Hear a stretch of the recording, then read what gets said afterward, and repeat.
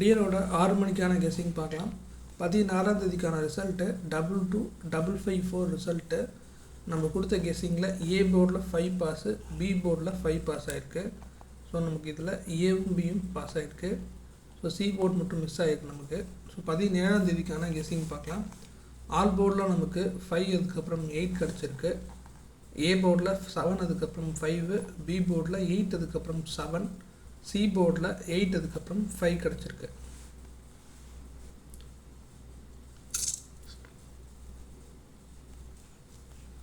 ஏபிபிசிஎஸ்சியில் 5885 7557 கிடச்சிருக்கு. ABC board பாக்ஸில் 587032 கிடச்சிருக்கு. ஸோ இதில் பார்த்தீங்கன்னா 554 மறுபடியுமே நமக்கு 5 ரிப்பீட் ஆக சான்சஸ் இருக்குது. ஸோ பார்த்து லிமிட்டாக ப்ளே பண்ணுங்கள்.